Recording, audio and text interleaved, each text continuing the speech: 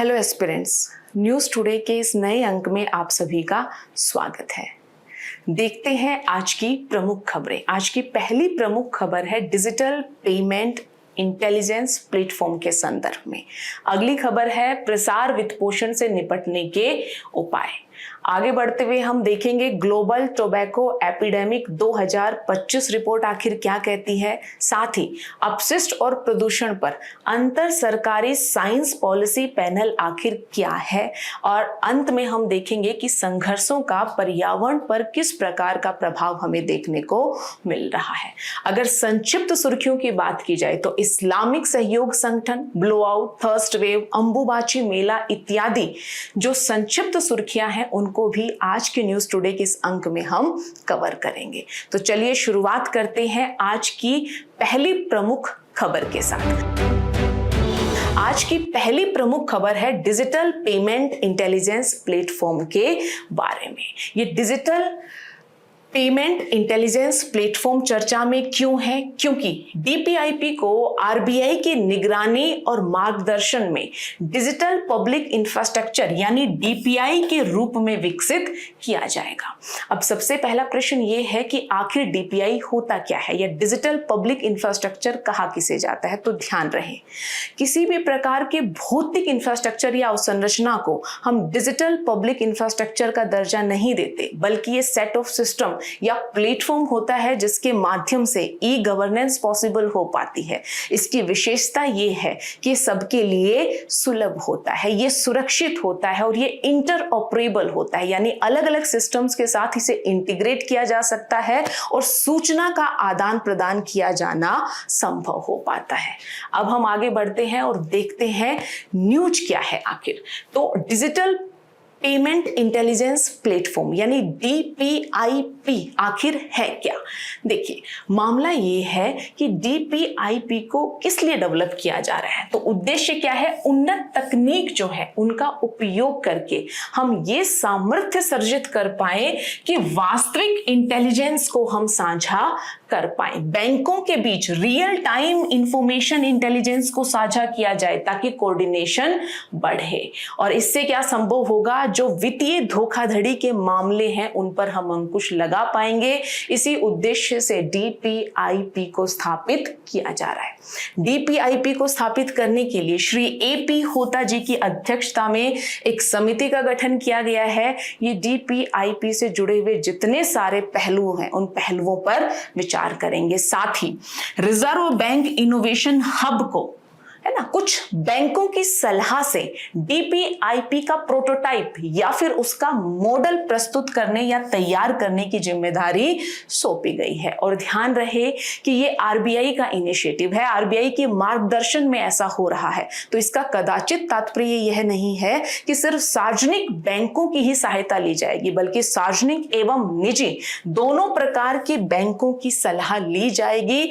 दोनों प्रकार के बैंकों के साथ कार्य किया जाएगा, और इसका सीधा सा कारण है कि वित्तीय धोखाधड़ी बैंकों के निजी या सार्वजनिक होने का भेद नहीं देखती है, और इस बात पर आरबीआई ने भी भली भांति विचार किया है। अब डीपीआईपी की आवश्यकता क्यों है? तो जैसा मैंने पहले बताया, आवश्यकता ये है या आवश्यकता इसलिए है कि पिछले कुछ समय में बैंकिंग सेक्टर में होने वाले धोखाधड़ी के मामले तेजी से बढ़े हैं। आंकड़े देखिए, क्या तस्वीर आंकड़े हमारे सामने रख रहे हैं। 2023-24 में जहां 12,230 करोड़ रुपए के धोखाधड़ी के मामले सामने आते हैं, 2024-25 यानी अगले ही वित्त वर्ष में 36,014 करोड़ रुपए के धोखाधड़ी के मामले हमारे सामने आते हैं। यानी एक वित्त वर्ष में धोखाधड़ी के मामलों में 3 गुना की वृद्धि हमें देखने को मिली। इसलिए आरबीआई ने विचार किया कि एक डिजिटल पेमेंट इंटेलिजेंस प्लेटफॉर्म होना चाहिए। हाई या उच्च स्तर की टेक्निक्स का हम इस्तेमाल करेंगे ताकि बेटर कोऑर्डिनेशन हो और धोखाधड़ी के मामलों पर अंकुश लगाया जाए।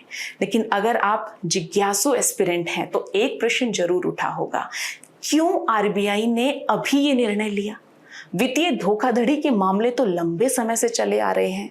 तो ऐसा नहीं है कि आरबीआई द्वारा इस मामले में उठाया गया ये पहला कदम है, बल्कि आप देखेंगे कि इससे पहले भी अनेक कोशिशें आरबीआई के द्वारा की गई हैं। और इन कोशिशों की कड़ी में जो सबसे पहली कोशिश है वो है मल्टी फैक्टर ऑथेंटिकेशन। ये वो प्रोसेस है जिससे हम सभी परिचित हैं।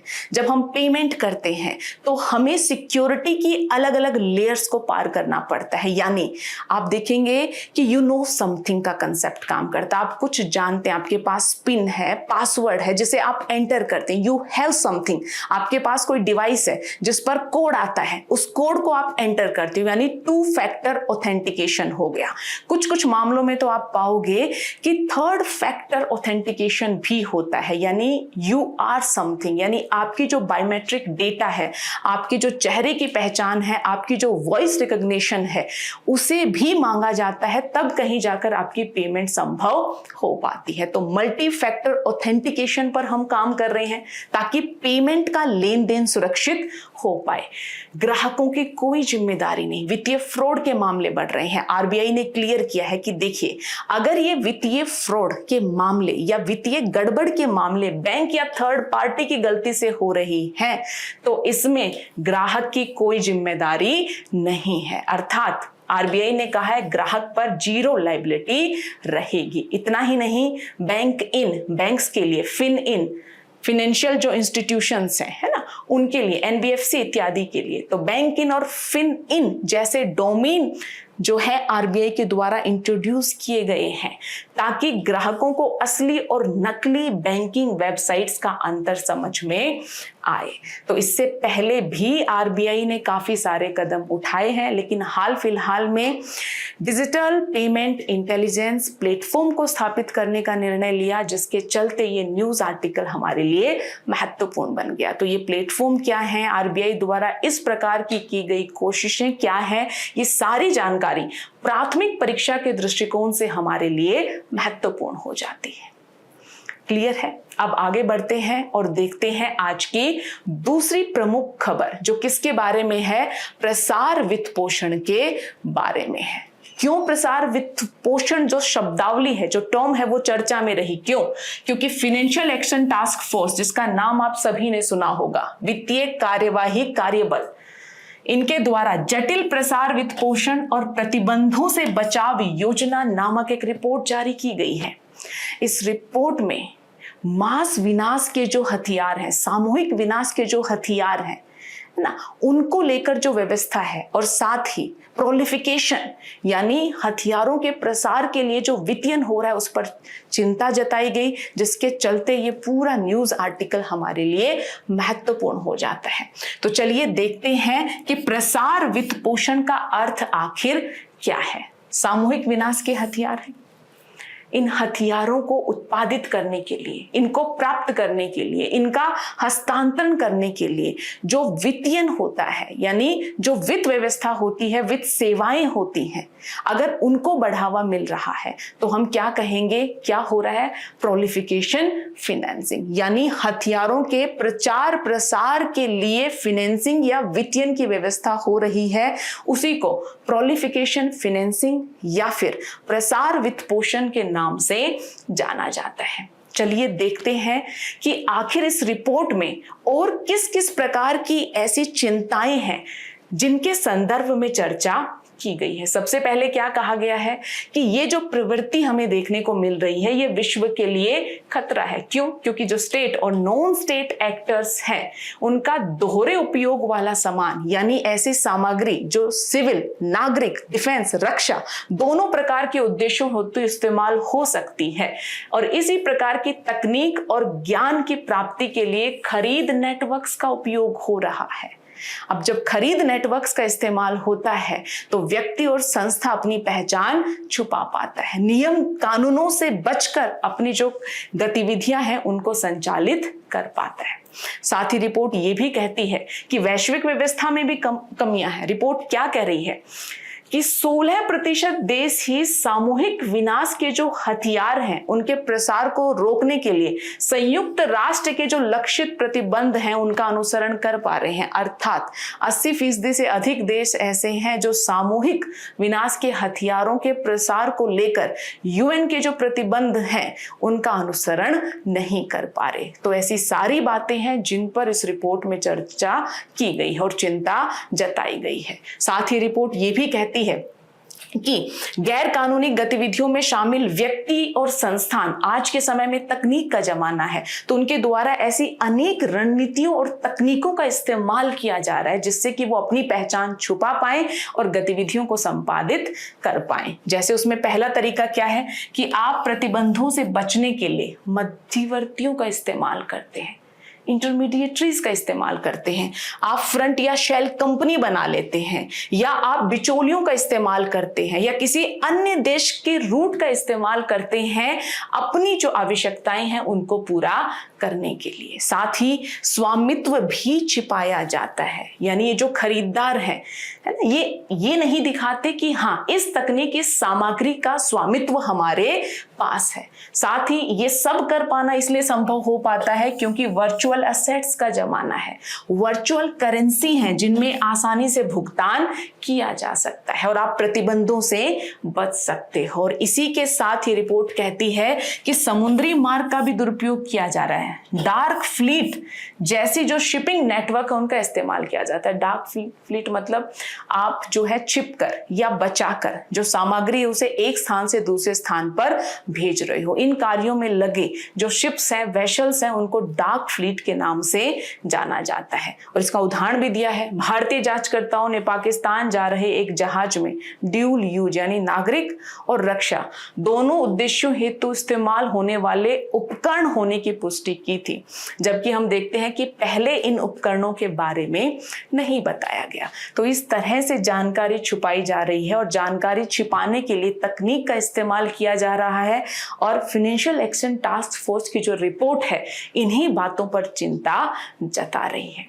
अब अगला प्रमुख प्रश्न हमारे सामने ये है कि आखिर कैसे इन चीजों को या इस प्रकार की जो प्रवृत्तियां हैं उनको रोका जाए। तो इस बारे में भी रिपोर्ट ने कुछ सुझाव दिए हैं कि सबसे पहला है खतरों का नियमित रूप से आंकलन कीजिए।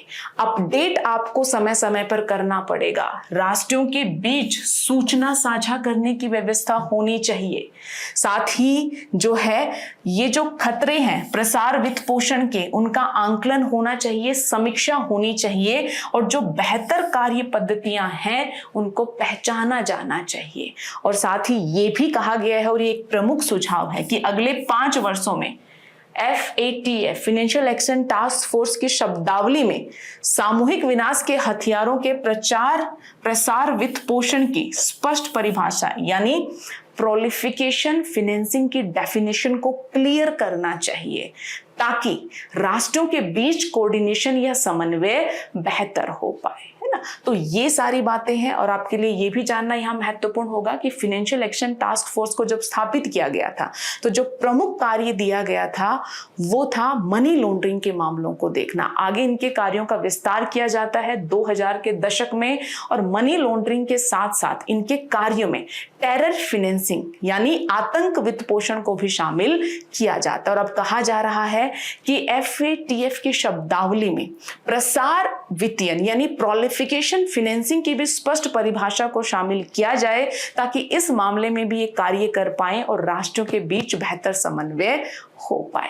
तो ये सारी जानकारी है जो FATF की प्रसार वित्त पोषण से जुड़ी हुई रिपोर्ट में हमें देखने को मिलती है। प्रसार वित्त पोषण है क्या, रिपोर्ट किसके द्वारा जारी की जाती है और रिपोर्ट की प्रमुख फाइंडिंग क्या है, ये सारी जानकारी हमारे लिए परीक्षा के दृष्टिकोण से महत्वपूर्ण हो जाती है।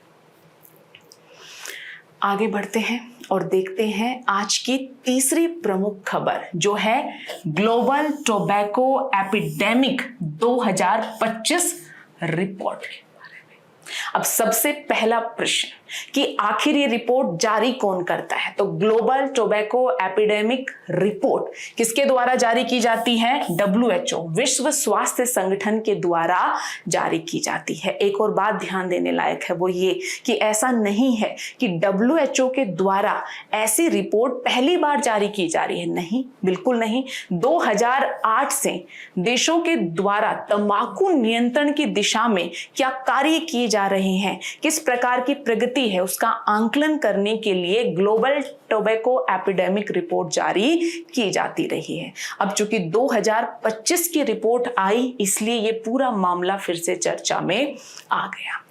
अब एक और प्रश्न, क्योंकि प्रश्नों के माध्यम से चीजों को समझ पाना आसान रहता है। हमने देखा कि WHO रिपोर्ट जारी कर रहा है, 2008 से रिपोर्ट जारी की जा रही है।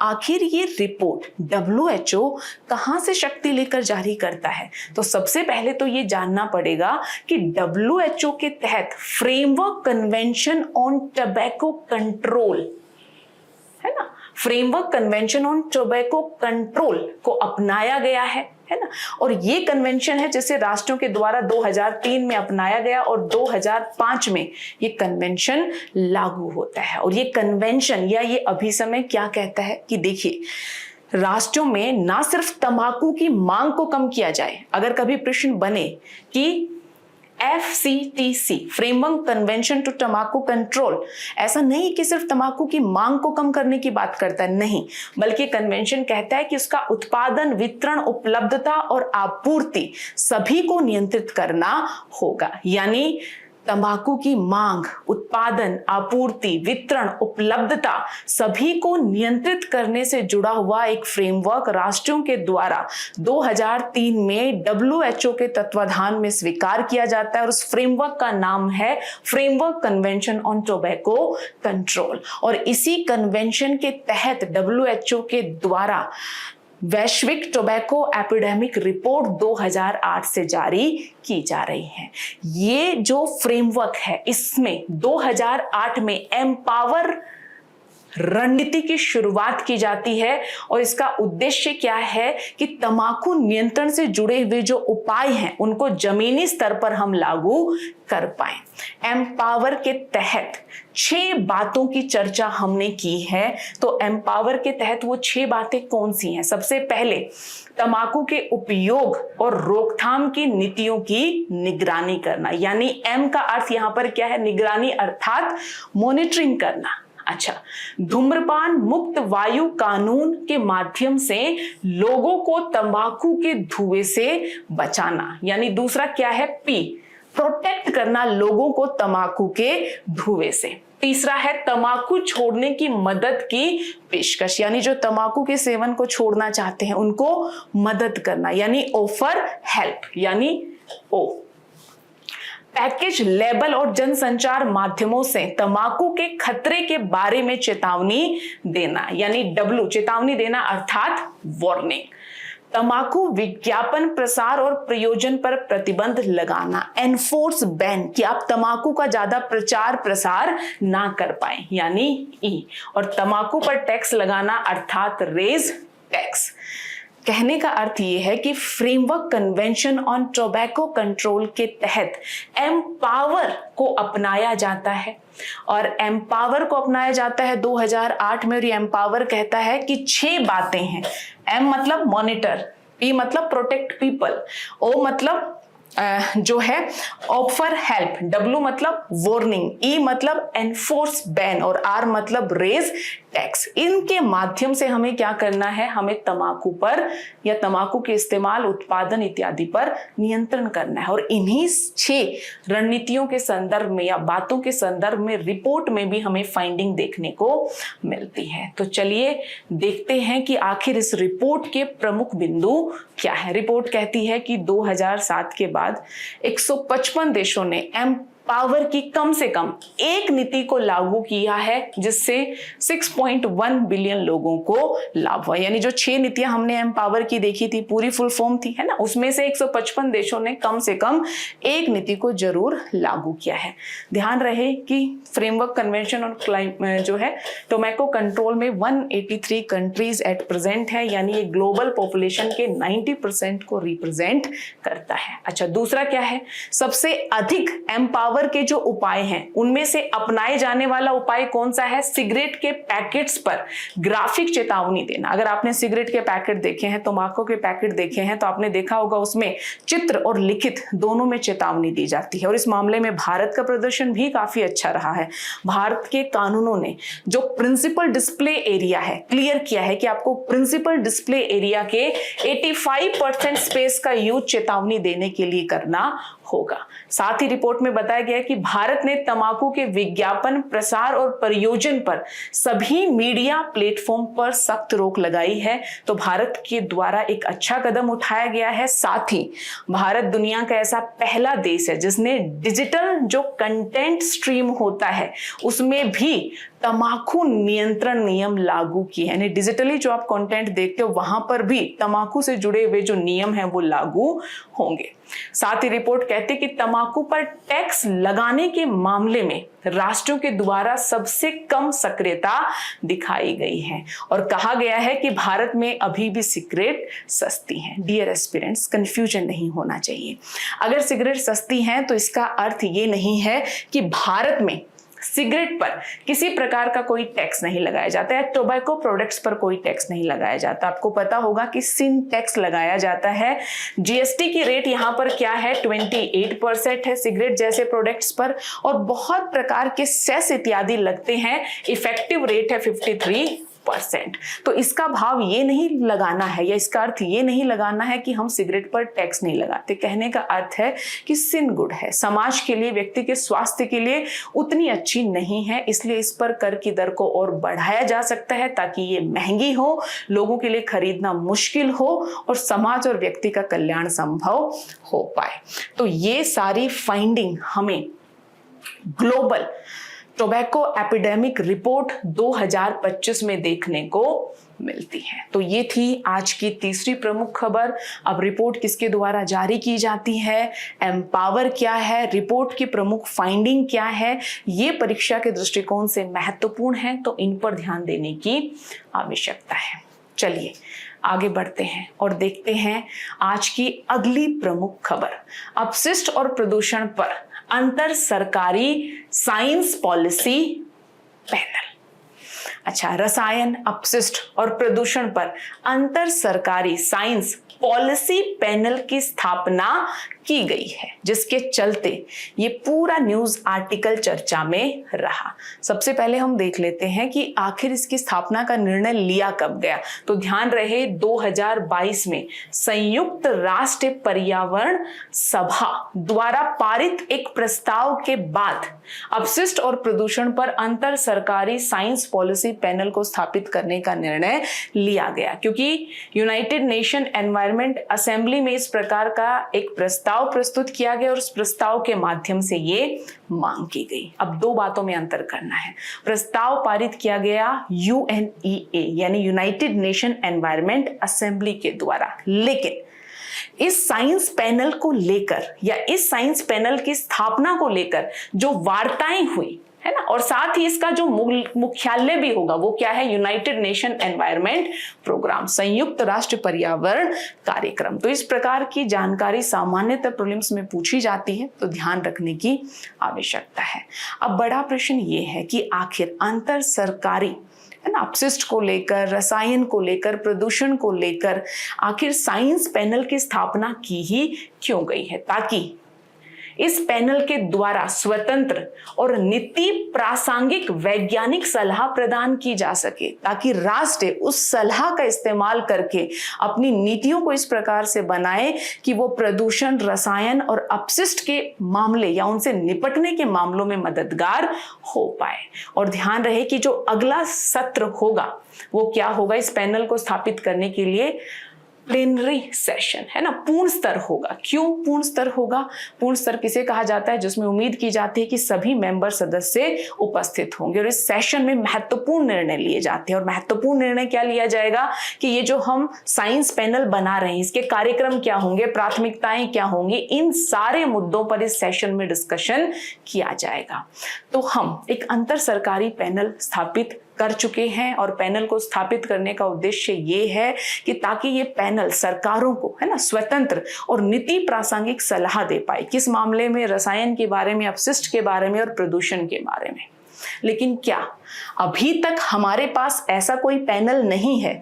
तो जी, आप अगर ऐसा सोच रहे हैं तो ये सही नहीं है। अभी भी हमारे पास आईपीसीसी का नाम आप सभी ने सुना होगा, जलवायु परिवर्तन पर अंतर सरकारी पैनल, इंटर गवर्नमेंटल पैनल और क्लाइमेट चेंज, और साथ ही जैव विविधता एवं पारिस्थितिक तंत्र सेवाओं पर विज्ञान नीति मंच जो है विश्व में वैज्ञानिक सलाहकार पैनल की तरह कार्य कर रहे हैं। अब इनके साथ ये तीसरा वैज्ञानिक सलाहकारी मंच होगा। तो ऐसा नहीं है कि इस प्रकार की व्यवस्था नहीं है, ये एक तीसरा मंच बनाया गया है। अब बड़ा प्रश्न ये तो हमने देख लिया कि सरकारों को सलाह देगा, इसकी सलाह जो है स्वतंत्र होगी, नीति प्रासंगिक होगी। इसके अलावा इस पैनल का और क्या महत्व हमें देखने को मिलता है? आज के समय में ट्रिपल प्लेनेटरी क्राइसिस है और ये ट्रिपल यानी 3 त्रिग्रही पृथ्वी संकट क्या है? जैव विविधता के सामने संकट है, जलवायु परिवर्तन का संकट है और साथ ही प्रदूषण का संकट है। तीनों को पूछा भी जा सकता है परीक्षा में, तीनों को क्या कहा जाता है?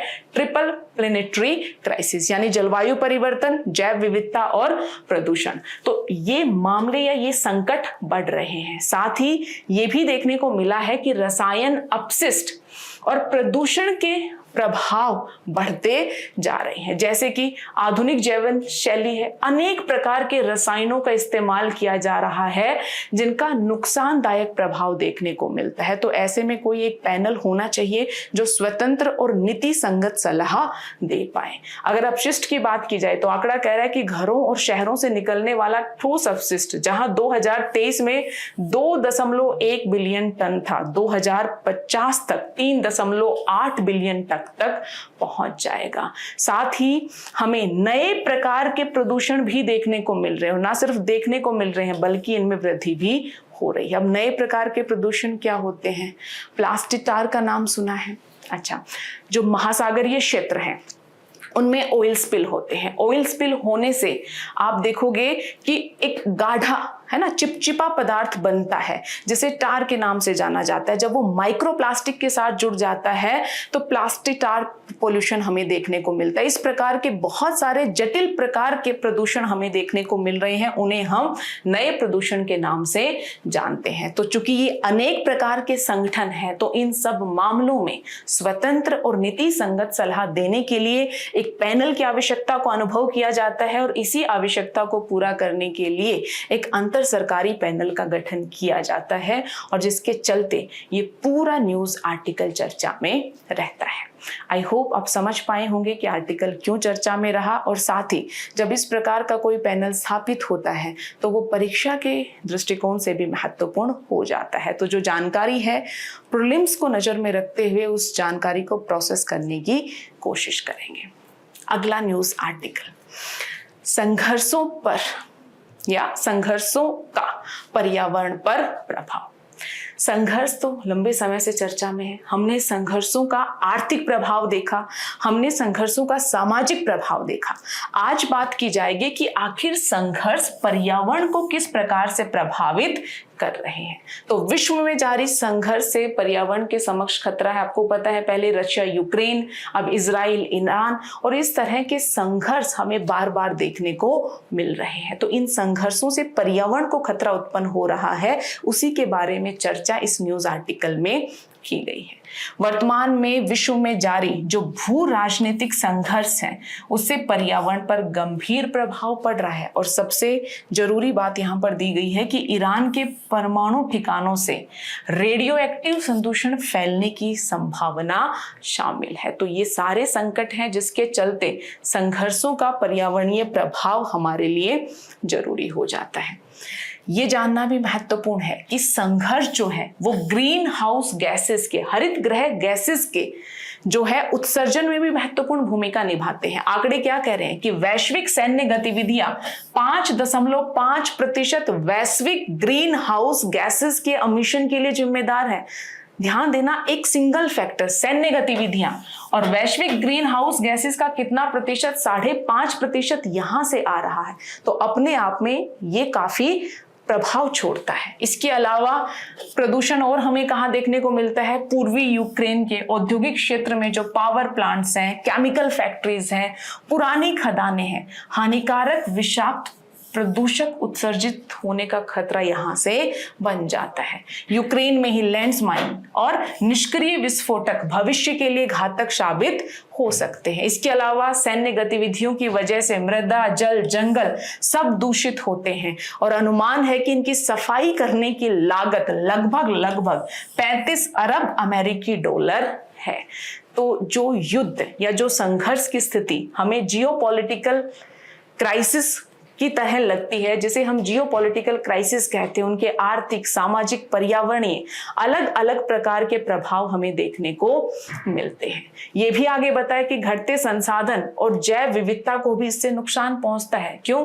युद्ध संघर्ष वनों की कटाई को बढ़ावा देते हैं, कृषि कार्य को बाधित करते हैं, जीवों का जो पर्यावास है, हैबिटेट, वो नष्ट हो जाता है, अवैध शिकार को बढ़ावा मिलता है और ओवरऑल जैव विविधता नकारात्मक ढंग से प्रभावित होती है। जैसे वियतनाम युद्ध के दौरान एजेंट ऑरेंज जैसी शाकनाशियां या हर्बिसाइड्स का उपयोग किया गया, जिसके चलते विशाल वन क्षेत्र नष्ट हो गए। तो हमारे सामने ऐसे उदाहरण भी हैं जो इस बात की पुष्टि करते हैं कि किस प्रकार से ये जो जियोपॉलिटिकल क्राइसिस हैं ये पर्यावरण को हानि पहुंचा रहे हैं। अब एक बड़ा प्रश्न कि क्या अभी तक हमने ऐसा कुछ नहीं किया कि इन जियोपॉलिटिकल क्राइसिस से होने वाले पर्यावरणीय प्रभावों पर हम अंकुश लगा पाएं या उनको कम कर पाएं। तो सबसे पहले पेरिस समझौता 2015, क्या कहा गया इस समझौते में कि सैन्य गतिविधियों से अगर ग्रीन हाउस गैसेस का उत्सर्जन होता है तो आपको इसकी स्वैच्छिक रिपोर्टिंग करनी होगी, यानी आपको बताना होगा कि आपकी यहाँ सैन्य गतिविधियों से कितना ग्रीन हाउस गैसेस का उत्सर्जन हो रहा है। इसी के साथ अंतर्राष्ट्रीय आपराधिक न्यायालय की रोम संविधि भी है 1998। वो क्या कहती है?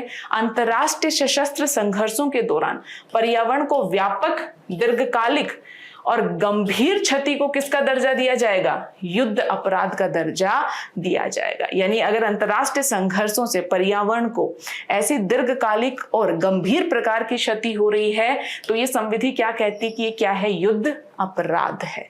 साथ ही पर्यावरण संशोधन तकनीकों के सैन्य या किसी अन्य शत्रुतापूर्ण उपयोग पर प्रतिबंध पर भी कन्वेंशन है। यानी आप पर्यावरण को संशोधित करने वाली तकनीकों का इस्तेमाल शत्रुतापूर्ण ढंग से नहीं कर सकते हो। जैसे मौसम में कृत्रिम बदलाव, ये सारे कार्य आप सैन्य या शत्रुतापूर्ण तरह के उद्देश्यों के लिए नहीं कर सकते। इस प्रकार के उद्देश्यों हेतु इन तकनीकों के इस्तेमाल पर प्रतिबंध लगाया गया है। तो यानी आप शत्रुतापूर्ण ढंग से जो है पर्यावरण संशोधन तकनीकों का इस्तेमाल नहीं कर सकते।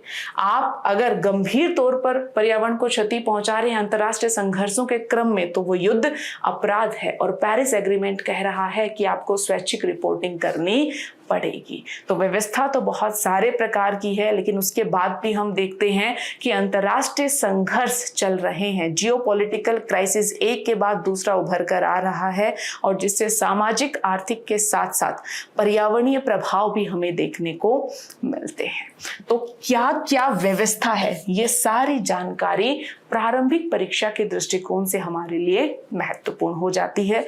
और मुख्य परीक्षा के दृष्टिकोण से तो जो ये भू राजनीतिक संकट है या जियोपॉलिटिकल क्राइसिस है, ये पूरा टॉपिक ही इंपॉर्टेंट हो जाता है। इनके सामाजिक, आर्थिक, पर्यावरणीय किसी भी प्रकार के प्रभाव को परीक्षा में पूछा जा सकता है। तो ये थी आज की प्रमुख खबरें। अब आगे बढ़ते हैं और देखते हैं आज की प्रमुख सुर्खियां। सबसे पहले आज की संक्षिप्त न्यूज है इस्लामिक सहयोग संगठन के बारे में।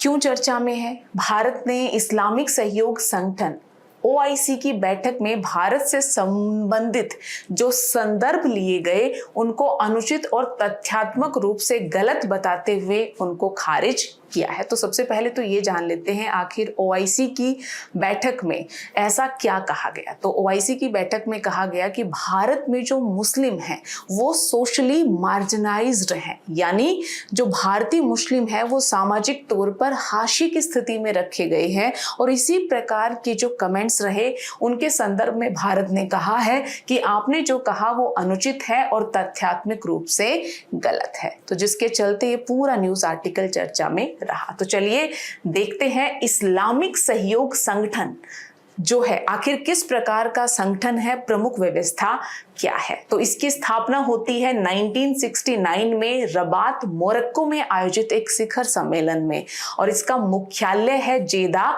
सऊदी अरब। सदस्य के अगर मैं बात करूं तो यह एक अंतर सरकारी प्रकार का संगठन है। इसके 57 सदस्य देश हैं और ये 4 महाद्वीपों से जुड़े हुए हैं। अगर इसकी भूमिका की बात की जाए तो मुस्लिम जगत का सामूहिक प्रतिनिधित्व करने वाला एक प्रमुख संगठन है इस्लामिक सहयोग संगठन। तो ये इस्लामिक सहयोग संगठन प्रारंभिक परीक्षा के दृष्टिकोण से महत्वपूर्ण है। तो इसके बारे में जो तथ्यात्मक जानकारी दी गई है उस पर हम ध्यान देंगे। ठीक है, अगला जो न्यूज इन ब्रीफ है वो है पहली राष्ट्रीय दुर्लभ रक्तदाता रजिस्ट्री के संदर्भ में। सबसे पहले तो ये रजिस्ट्री स्थापित किसके द्वारा की गई है, तो नेशनल इंस्टीट्यूट ऑफ इम्यूनोहेमेटोलॉजी के द्वारा इस रजिस्ट्री को स्थापित किया गया है। ये जो इंस्टीट्यूट है जिसे हम ब्रीफ में कहेंगे NIIH, ये जो संस्था है Indian council of medical research के तहत कार्य करती है। अब बात करते हैं कि आखिर ये दुर्लभ रक्तदाता रजिस्ट्री है क्या। तो ये दुर्लभ रक्तदाता रजिस्ट्री का उद्देश्य ऐसे रोगियों की मदद करना है जिनके रक्त समूह दुर्लभ है या जिन्हें बार बार रक्त की आवश्यकता पड़ती है।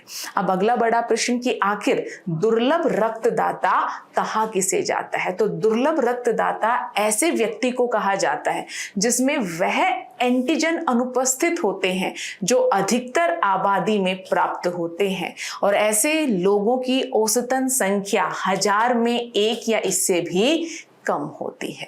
अधिकतर आबादी में प्राप्त लेकिन किसी व्यक्ति में अनुपस्थित एंटीजन वाले दुर्लभ रक्त समूह के उदाहरण में RH नल, बॉम्बे, JR इत्यादि को हम कंसिडर कर सकते हैं। तो दुर्लभ रक्तदाता होता कौन है, कौन कौन से दुर्लभ जो है रक्त समूह है, ये सारी जानकारी प्रीलिम्स के लिए महत्वपूर्ण है, तो इसे ध्यान से पढ़ना है।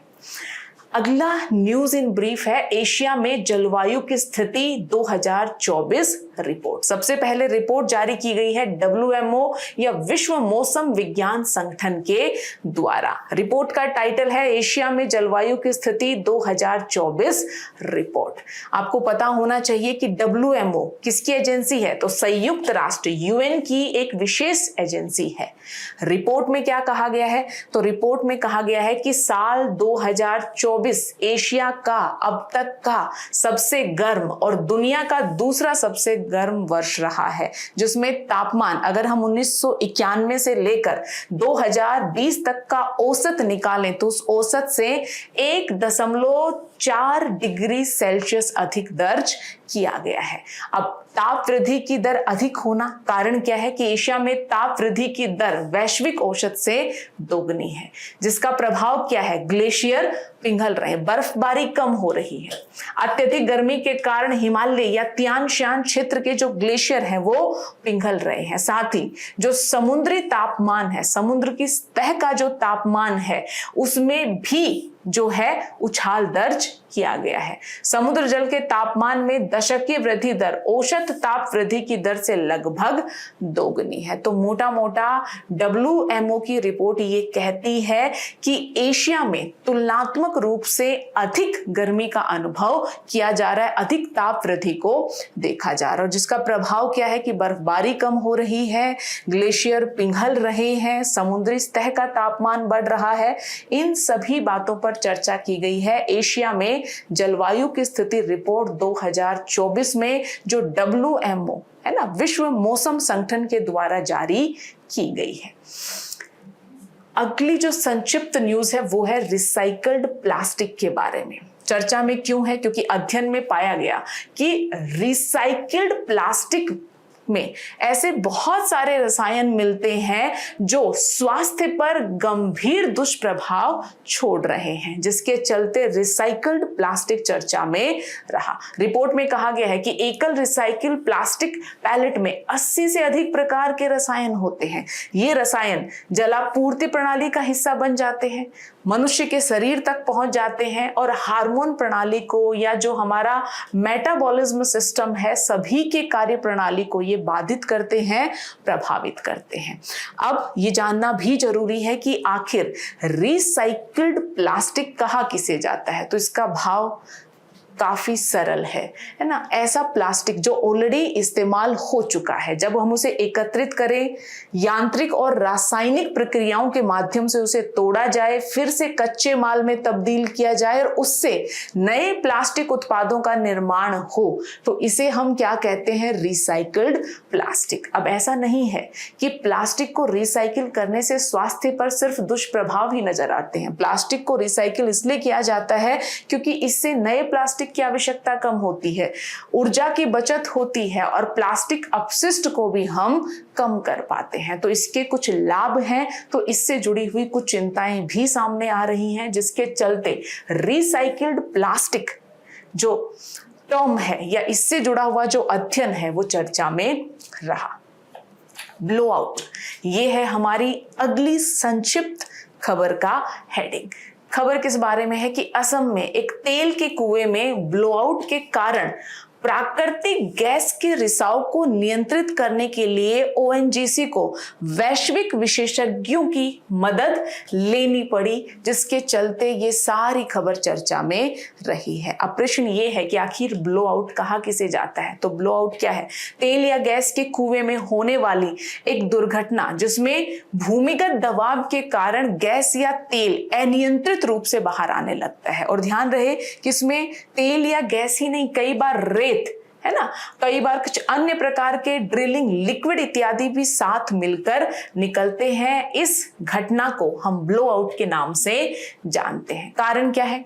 या तो वाल्व फेल हो जाए या फिर तेल का उत्खनन करने वाली या तेल निकालने वाली कंपनी दबाव का आंकलन करने में विफल हो जाए, तब हम देखते हैं कि ब्लोआउट जैसी घटना होती है और जिससे ज्वलनशील पदार्थ अचानक से बाहर आने लगते हैं। और हम सब जानते हैं कि जब ये ज्वलनशील पदार्थ बाहर आएंगे और नियंत्रण से परे जाकर जब ये बाहर आएंगे तो इसके गंभीर दुष्प्रभाव देखने को मिलते हैं। इसमें भीषण आगजनी, आग लगने की घटना, विस्फोट, वायु प्रदूषण, जनहानि इत्यादि जैसे दुष्प्रभाव हो सकते हैं, जिसके चलते ब्लोआउट टर्म चर्चा में रही है।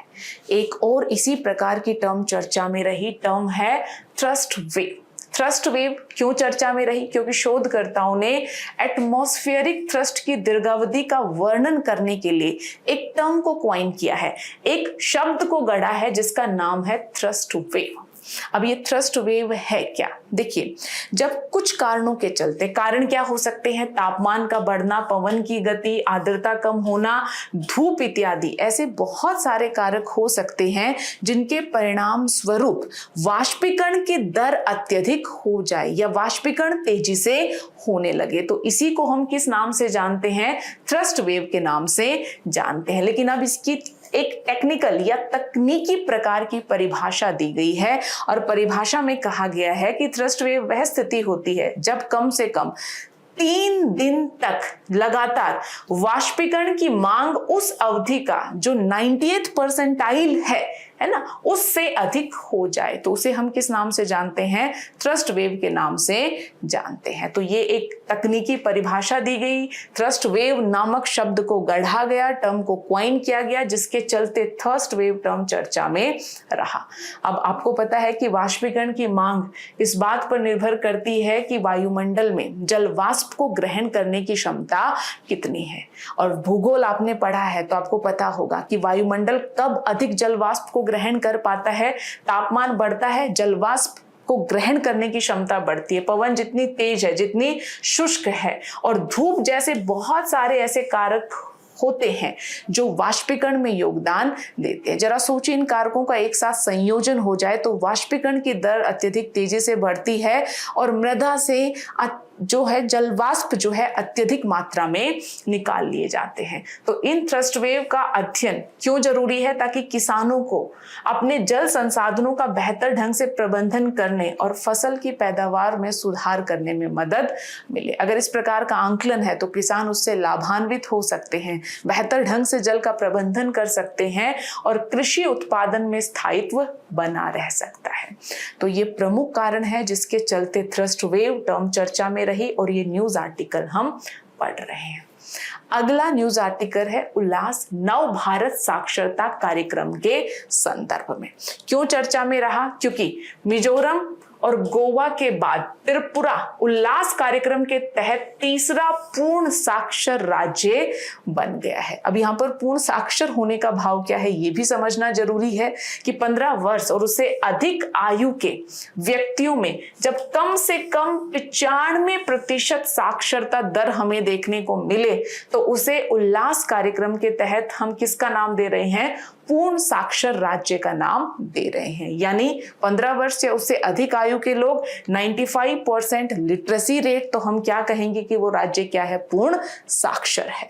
और क्यों चर्चा में रहा? क्योंकि मिजोरम और गोवा के बाद त्रिपुरा ऐसा तीसरा राज्य बन गया है। अब अगला प्रश्न ये है कि आखिर उल्लास यानी नव भारत साक्षरता कार्यक्रम या न्यू इंडिया लिटरेसी प्रोग्राम आखिर है क्या? तो ये प्रोग्राम किस मंत्रालय के तहत संचालित है? शिक्षा मंत्रालय। ये योजना किस प्रकार की है? केंद्र प्रायोजित है। बिल्कुल सही, ये केंद्र प्रायोजित प्रकार की योजना है, यानी इसमें केंद्र और राज्य दोनों का योगदान रहेगा। ये सेंटर स्पॉन्सर्ड है, सेंटर सेक्टर नहीं है। कार्यक्रम की अवधि है 22 से लेकर 27 तक और इसका उद्देश्य क्या है कि देश के सभी राज्यों और केंद्र शासित प्रदेशों में 15 वर्ष या उससे अधिक आयु के निरक्षरों को साक्षर बनाया जाए। और इसी हेतु इस कार्यक्रम में एक लक्ष्य भी निर्धारित किया है। लक्ष्य क्या है? 5 करोड़ लोगों को बुनियादी साक्षरता और संख्यात्मक ज्ञान प्रदान करना। साथ ही यह योजना ऑनलाइन और ऑफलाइन दोनों माध्यमों से चलाई जा रही है। तो नव भारत साक्षरता कार्यक्रम क्या है? पूर्ण साक्षर का दर्जा मिलने का तात्पर्य क्या है? ये सारी ऐसी जानकारी है जहां से प्रारंभिक परीक्षा में प्रश्न बनने की संभावना बनती है। अगली न्यूज इन ब्रीफ है अंबुबाची मेला। असम के कामाख्या मंदिर में, सभी ने सुना होगा, कामाख्या मंदिर एक प्रसिद्ध शक्तिपीठ है। हर साल लगने वाले अंबुबाची मेले के लिए हजारों श्रद्धालु पहुंचे, जिसके कारण हम अंबुबाची मेले के बारे में पढ़ रहे हैं। यह असम के कामाख्या मंदिर में मानसून के दौरान आयोजित होने वाला एक वार्षिक हिंदू मेला है, अर्थात हर वर्ष ये आयोजित होता है। और कामाख्या मंदिर का है गुवाहाटी के पास नीलांचल पहाड़ियों पर यह स्थित है। ये मंदिर क्यों प्रसिद्ध है? तांत्रिक पूजा के प्रमुख स्थानों में से इसे एक स्थान माना जाता है और सबसे बड़े शक्तिपीठों में से ये एक है, इसलिए कामाख्या मंदिर अत्यधिक प्रसिद्ध है।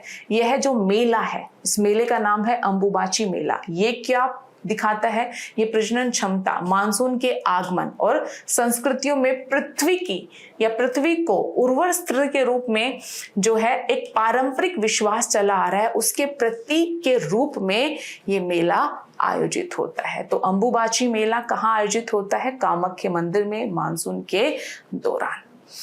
अब कुछ स्थान भी रहे जो चर्चा में रहे, तो चलिए देख लेते हैं कौन सा स्थान ऐसा है जो चर्चा में रहा। कतर, और कतर की राजधानी क्या है? दोहा। अब कतर क्यों चर्चा में रहा? क्यों? क्योंकि ईरान ने कतर में स्थित पश्चिमी एशिया के सबसे बड़े अमेरिकी सैन्य अड्डा अल उदेद एयरबेस पर मिसाइल हमला किया, जिसके चलते कतर चर्चा में आ गया। तो चूंकि पश्चिमी एशिया का, यूएस का सबसे बड़ा सैन्य अड्डा कहाँ स्थित था? कतर में स्थित था। हमला किसने किया? ईरान ने किया। लेकिन चूंकि ये अड्डा कतर में स्थित था, इसलिए कतर के बारे में पढ़ना, उसकी लोकेशन के बारे में जान लेना परीक्षा के दृष्टिकोण से महत्वपूर्ण हो जाता है। तो आप मानचित्र में देख पा रहे हैं, ये है कतर।